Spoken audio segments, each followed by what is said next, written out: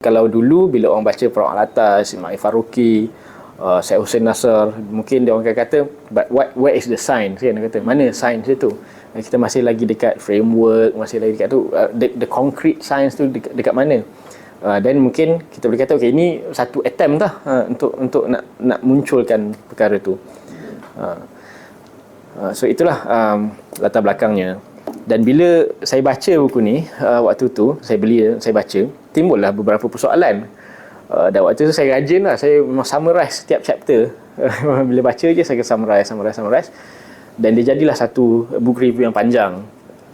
Book review yang panjang tu akhirnya daripada dia tersimpan aja dalam saya punya laptop, tahun 2023 saya pun hantarlah ke jurnal kat kuis lah, jurnal ulasan buku Jauhar.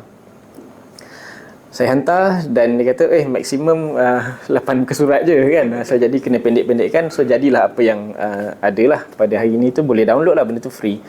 Boleh search lah Jauhar, dan letaklah tajuk buku ni, nanti akan jumpa lah, boleh download PDF. Boleh baca lah kalau tak sempat baca buku ni. Boleh baca saya punya review tu, tapi review tu daripada kacamata saya lah.